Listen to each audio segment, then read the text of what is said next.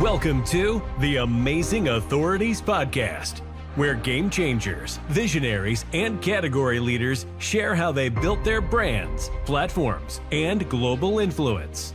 Your host is Mitch Carson, international speaker, media strategist, and creator of the Instant Authority System. If you're ready to learn from those who've done it and want to become the go-to expert in your space, you're in the right place. This presentation today by Shih Lien Yao will wow you. No, that wasn't planned. He talks about something I knew nothing about until I met him a year ago. He's going to cover the ins and outs and ins of Lotus and water lily, a fascinating aquatic plant category of those two different wonderful plants, and what he's done on his book journey and how successful he's been with it. Ladies and gentlemen, welcome Shih Lien Yao to this session. Hi, Mitch. Thanks for having me on this session. Okay. My name is Shih Lien, as introduced by Mitch. People call me Dr. Lotus because of my passion and love for lotus and water lily. I've been growing lotus and water lily for more than 10 years. It started as a hobby, but about 5 years ago, when COVID struck, I was forced to stay at home. And I then had more time to spend with my aquatic plants. As I started posting photos from my garden to social media, more people approached me to ask me how I grew them so well, and some even asked me to save their plants. And that was how I gotten my nickname, Dr. Lotus. So today is my pleasure to introduce the beauty and wonders of lotus and water lily to you. I hope at the end of this sharing, you may start falling in love with them, and you may even start considering growing them. But first, perhaps a bit of myself and what I do these days.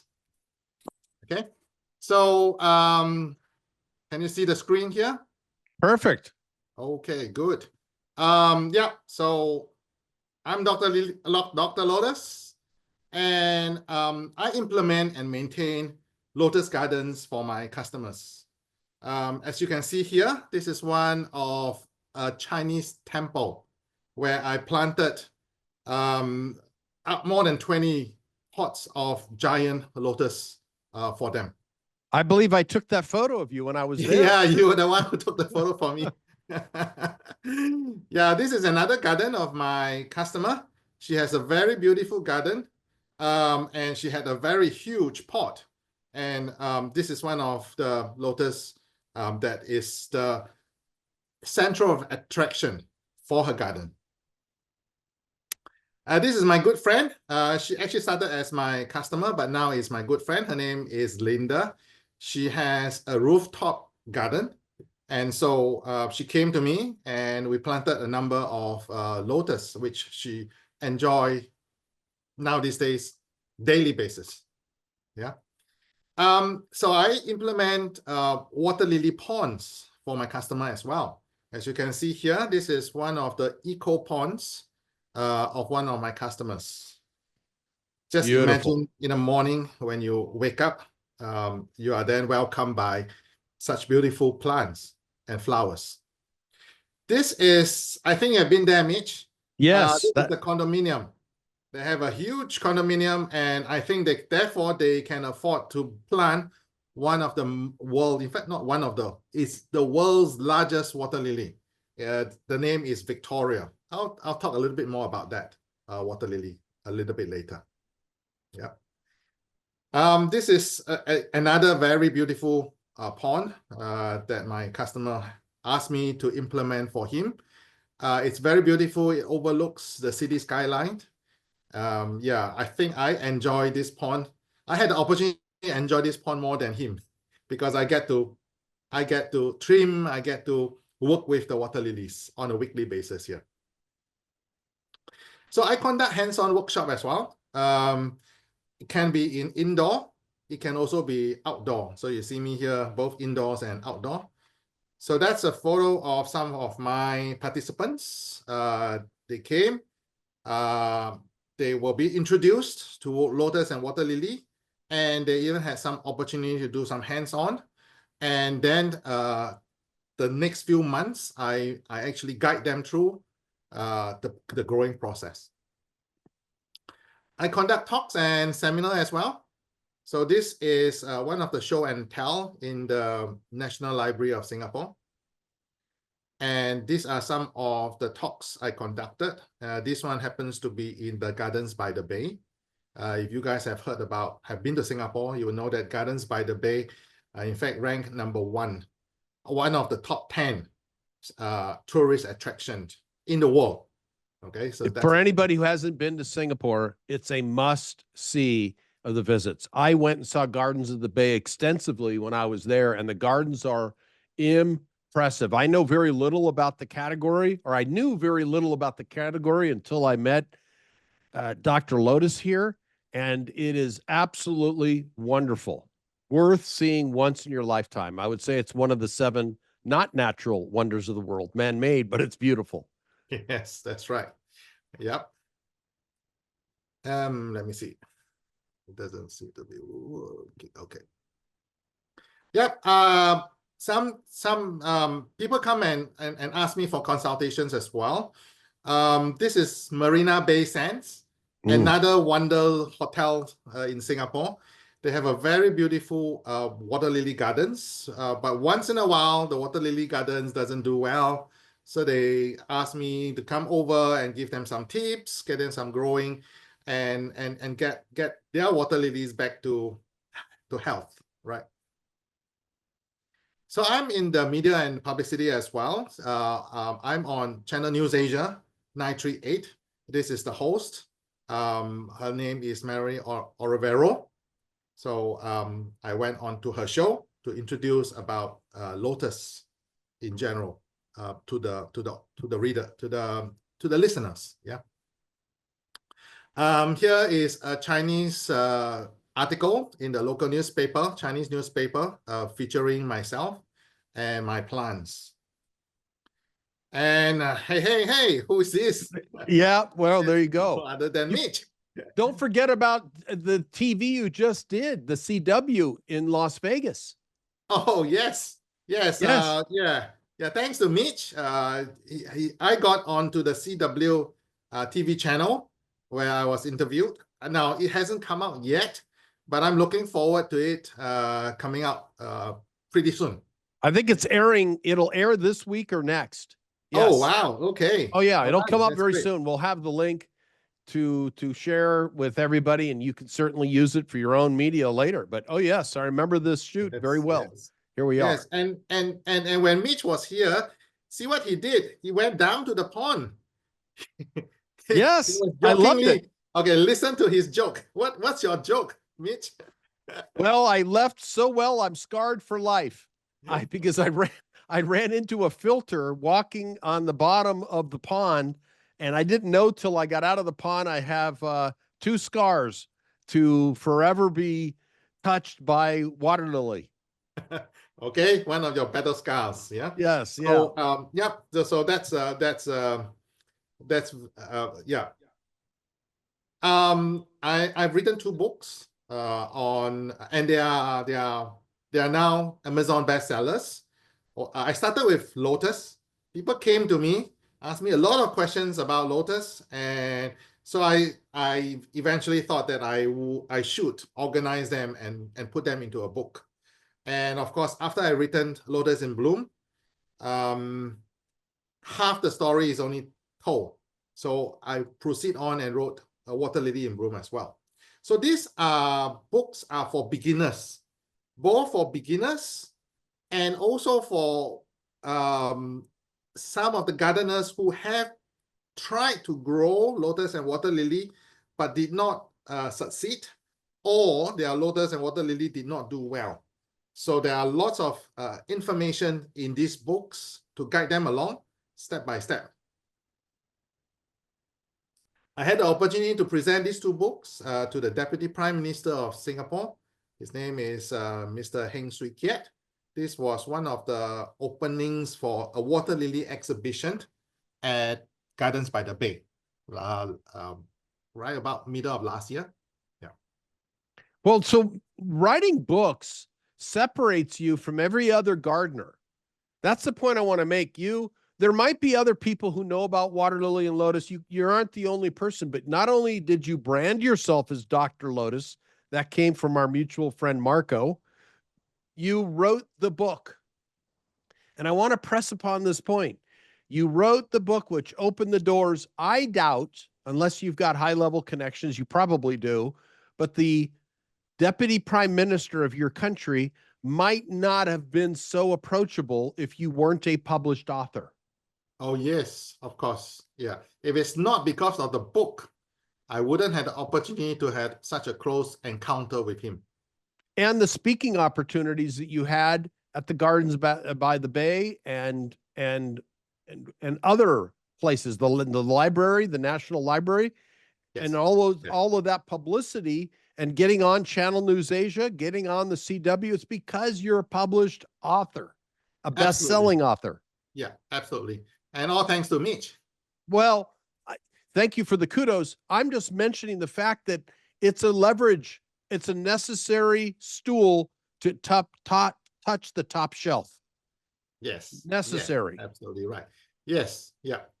Many doors, in fact, opened after the book was published and launched. Wow, let's get into the enchanting world of the lotus. So I will be talking a bit about the lotus first, and then followed by the water lily. We don't have whole day, so I'll just pick some of the important points about them. And anyone who is keen and interested can always just get my book, and there will be a lot more details. All right. So about the lotus, in fact, it has been regarded as a sacred flower in Asia. Now, especially the Buddhist. So it's been becoming a symbol of purity, enlightenment, and spiritual of growth. So here you can see Buddha sitting on a lotus. So that seat that he's on is a 1,000-petal lotus. Great symbolism. Not just Buddhism. In Hinduism, it's also a sacred flower. It represents divine purity and enlightenment as well. It's quite interesting. It's been recognized as very similar characteristics of the lotus. So even the chakras, they use lotus to represent the chakras. So here again, you can see the Indian god standing on the lotus flower. The Chinese has been putting lotuses into their poems and writing. In fact, it's part of the Chinese culture, lotus. It's so closely related. The reason for that is the lotus grows out from the mud. It's very dirty, the mud. But the moment it comes out from above the water, it becomes very pure. So it stays pure. That's also one of the reasons why the Buddhists and the Hindus regards lotus as pure, as purity, part of it. All right, here you can see, and I believe Mitch is the one who took this video. You can see the water. Yeah, it's so water repellent on the leaves and so self-cleansing that even if that was so cool when you did that. Yeah. I loved it. It was right out of a kung fu movie with Jackie Chan. It's like, oh my God, the power of the lotus. Oh, so cool. Yeah. So that's a very interesting lotus effect. Now let's dive a little bit more into the lotus flower, or the plant. How do we appreciate the plant? Now it's quite interesting that certain varieties of the lotus can be as tall as 2 meters. So you can see me even pointing my fingers at a lotus plant. I'm about 1.8. So this lotus flower must be at least maybe 2.1. That's how tall a giant lotus can be. But on the other spectrum, it can be as small as a dollar coin, as a dime. Yeah. So sometimes I reckon the lotus world, like the dog world as well, you have one spectrum, perhaps you have the Chihuahua. You can't expect the Chihuahua to grow to a Great Dane. neither can you expect the reverse. Okay, so when we plant lotus, many people ask me, so what pot size do you choose to grow a lotus? My answer to them is it depends on the variety of the lotus. So if you have a giant lotus, you better well have a huge pot of perhaps at least 700 millimeters. I'm not sure about the US metrics, but at least 70 centimeters wide. But if you have a micro lotus, which is this miniature ones, you can even plant them in a bowl, maybe about a 10 to 15 centimeter bowl. That should be enough. If you choose the wrong planting bowl, the pots for the wrong variety, then of course it's disastrous. You can't expect to have a giant lotus in a small little bowl. It will look very funny for a micro lotus to be in a big pot, because no matter how big you give them the pot, they will still be very minute. Okay. Is that a completely different classification, the micro lotus? Can they breed with the larger one, or is it specific to the micro? It's like dog, right? Okay. You have a Chihuahua, but they're still dogs. Okay. But I believe you can try to breed a Chihuahua and a Great Dane. It will look funny during the breeding process, but they will. It's possible. And then you can have something in the middle. Yes, it's possible. Yeah. Yes, Okay. They can hybrid. They can hybrid. Yeah. Now, so let's look at the flower itself. When we look at the lotus flower, one of the things to enjoy is the number of petals they have. So here you have a whole range of very classic, simple petals, lotus flowers. You can count their petals, maybe range from somewhere between 18 to 25. That's about the number of the petals you have. That's called a simple petal. And then you have the multiple petals. Some people say, well, they don't look alike. Yes, they are still lotuses. Okay, so this guy has a lot more petals. It becomes a lot more denser. And I see the bee in there and the one on the right. Yeah, the bees will get attracted to any lotus flowers, especially in the morning, right? And this is the 1,000 petals lotus. And I suspect that this is where Buddha and the Hindu gods sits on.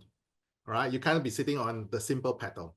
Okay, so there's a whole range of petals for the lotus. And then if we look at the colors, it ranges from pure white. Okay, there are customers who say, I only want white lotus because they look pure. It's already pure, and I want white to represent purity. So you can have white, and then you start to have a bit of greenish, and then you can even have a little bit of golden color on the extreme right of the photo of the flower. Absolutely beautiful. Yeah. So here you can see, again, same color, white, but they have different petals, right? They have simple petals, they have multiple petals. And then you have a whole range of pink to red color lotuses, ranging from the very pale pink, a little bit more darker, more pink, and now it's almost going into red, and this is almost red color, even darker red, and very deep red. It's almost like a rose. It's an Asian rose. Yes, you can see it that way. By the way, all these photos are taken from my gardens. Okay, so when you see these different varieties of lotus, it just means that I have them. So they have mixed colors as well. So this one, it's a white base lotus. I always like to say it has a tinge of pink. It's almost like a woman putting on lipsticks, right? That's another woman putting on lipsticks. Yeah, here you can see sometimes some varieties of lotus, they started as pink, and as they mature or age, they turn a little bit more whitish. This is another lotus flower that has got white and pink in one flower. Now, what about yellow? Is there a yellow lotus? Now, that's a very interesting question because there is yellow lotus, but it's only limited to America. So it's a very specific classification of lotus called the Nilombo lutea, or the more common name we call it the American yellow lotus. So you can, Native America, you can only find yellow lotus. Now, but you don't see them in gardens because these guys don't do very well when you put them in smaller pots or even home ponds. They belong to the wild, like the wolves. Only in wild ponds they will thrive. That's why you don't see them so much in ornamental or in gardens. Yeah, but lately there are more yellow color Asian lotus as well. The lotus that I've been showing you, those belongs to the Asian group of lotus, and traditionally there is no yellow lotus.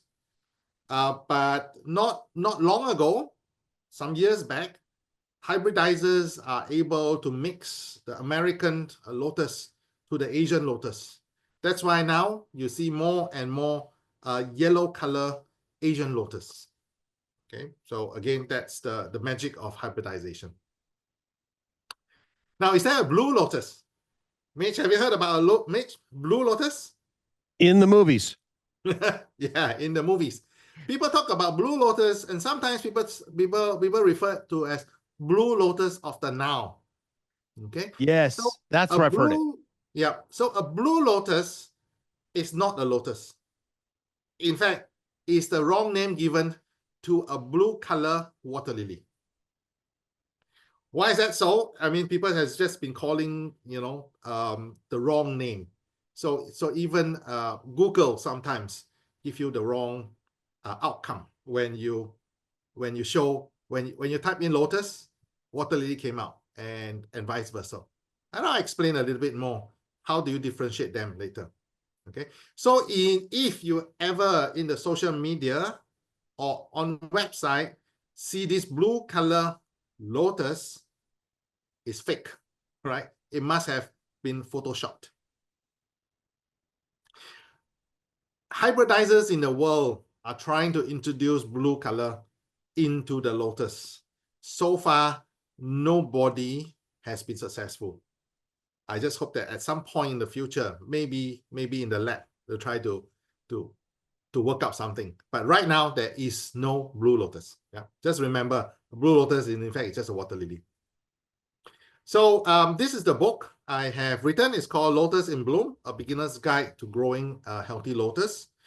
In that book, not only I introduce the background, the culture of lotus itself, I also have talked about the step-by-step planting guides.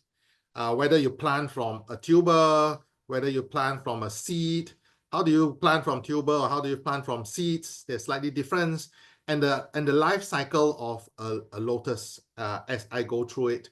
And I put in a lot of photos as well. Most of them are from my gardens. What kind of environment is required? How do you treat disease? How do you treat pesticides? Frequently asked questions on how to make my lotus thrive. They are all in this book. All right. So if anyone is interested, they are available on Amazon, both as paperback and in Kindle as the ebook as well. Now let's switch gear a little bit and talk about the water lilies now.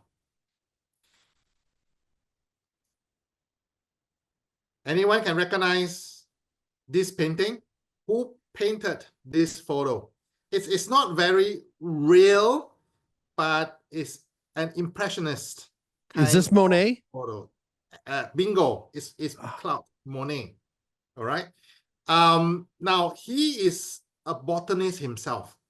In his later years, he basically had a garden himself, and he spent a lot of his last days painting water lilies from his garden. Wow. And he lived a long time, given the time, 86 years. Yes, yes, yes. It's also about that time that the Western world starts to grow more and more a water lily. Right? The botanists, the botanical gardens, they start to introduce water lily into it.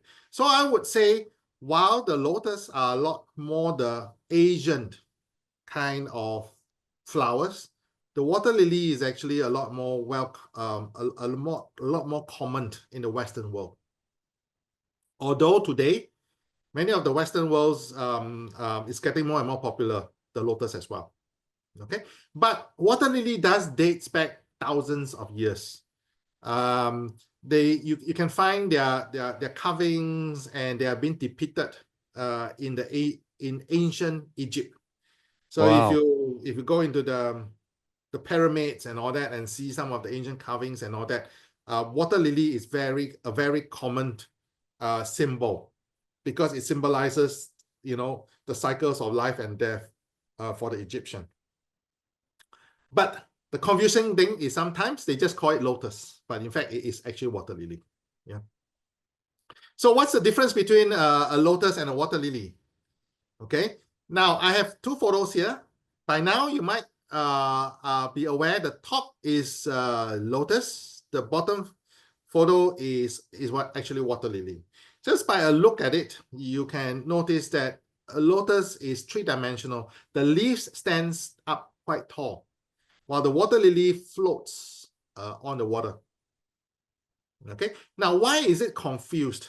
Actually, in many countries and languages, the word they refer lotus and water lily interchangeable. They don't differentiate. So, for example, in Chinese, we use the word lien. So, if you ask me, lien, does it mean lotus or does it mean water lily? I don't know, because it can both be lotus and it can both be water lily. So they are just using the same term. And I think before the scientific, the botanists scientifically differentiated the two of them, people just commonly name these two flowers using the same name. Okay, until the botanists came in and say, hello, these are actually two flowers. They don't relate to each other. They're not even cousins. Okay, they are just two different varieties of plants. So therefore, Google, ChatGPT sometimes get it wrong and confused as well. They're only as good as what people put in information for them. So if people put in confusing information, okay, so they are confused too. So try putting lotus as an image in Google. Half of it is water lily, and vice versa. If you put water lily, half of it came out as lotus. So how do you then know which is which? Okay, I'm going to teach you a trick today. Just by looking at the shape of the leaf, it doesn't matter whether lotus is three-dimensional, water lily floats on the water, or how the flowers pointed and certain power is a bit more cup-shaped. Many ways to describe to differentiate them, but I'm just going to use one way to help you differentiate a lotus from a water lily. A lotus, as seen on the left-hand side, is circular, while the water lily leaves has a slit. Okay. Some people say that it looks like a heart shape for those romantic people.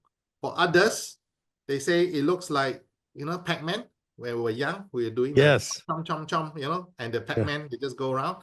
So the water lilies are the Pac-Man, or the romantic ones, while the lotus is circular. You look at a photo, just look out for the shape of the leaf. Then you won't go wrong. All right. Now, with one exception, I'll talk about that exception a little bit later. Okay. Now, this is water lily. Water lily, there are a number of categories as well. Here we have the tropical day bloomer. Why are they tropical? Yeah, because they thrive in countries where they don't have 4 seasons. Okay, so Singapore, Malaysia, Thailand, even go up to Vietnam. Okay, this or down south into Australia, Queensland. Okay, these are their native growing belt. Okay, very colorful. Can you see that many of them are purple in color? And then there's purple, they are red, yellow, white. And yeah, this is even a more varieties. Okay, so these are the tropical water lily. And we call them the day bloomer water lily. Why is it day bloomer? Because the water lily blooms in the morning and then they close up in the evening. They sleep for the night and then they will repeat that process on the second day. They repeat that process on the third day and then they close up for the last time. So a water lily usually lasts 3 days. Okay, and then that's it. And then the next flower takes over. So very short life. Okay, so these are the day bloomer because they bloom in the day and they sleep at night. But there's another category of the tropical water lily that they do night shift. I say that they work night shift because they are the night bloomers. They bloom at night at about 9 p.m. They start to wake up and then they go back to sleep at perhaps about 9 to 10 next day morning. And then they close for the majority of the day. And then they repeat this for the next 3 days. Okay, so the night bloomers, you usually see them blooming at night or early morning. And most of the time in the rest of the day, they sleep. So they are the reverse of the day bloomer. And then you have the hardy water lilies. Why are they called hardy? The reason for that is because they can survive winter. So that means that their native growing belts are the more temperate countries. So guess when Monet painted his water lily pictures, he must have been painting hardy water lilies. Okay, so this is a whole range of hardy water lilies. And then you have the Aussie water lilies. The Aussie water lilies technically are more the tropical, they belong to the tropical categories. They are native to the northern part of Australia. And usually they have 2 tones, as you can see here. Beautiful. The flowers actually has slightly different tones, right? Sometimes they change color as well. So the right picture, the purple color is a young flower. The pink one is a more matured flower, comes from the same plant. So these are just 2 flowers of different maturity. It changes color. I have one of my favorites, Aussie water lily here. It's named Lychee. As you can see, it changes color from day 1 to 2, 3, 4, 5, 6. I was tracking this same flower. Day 1 is almost white. By the time it becomes day 6, it's actually a dark red color. So every day you wake up to a different flower, although it's the same flower. And this is the same plant that has three flowers of different maturity. So you can see, you know, the elder sister, which is the red color, and the younger sister, which is almost white color. Okay, very interesting characteristics of the Aussie water lily. And here you have the Victoria Amazonica. Victoria Amazonica is the world's largest water lily in the world. Okay, sometimes a baby can even sit on it, or a toddler can sit on it. Wow. Now, so remember just now I mentioned there is one exception when you look at the leaf patterns. Yes. The water lily has a slit, right? It looks like a chom-chom, Pac-Man. The only exception is the Victoria. The Victoria water lily is circular. But hey, who is going to confuse the Victoria water lily from a lotus?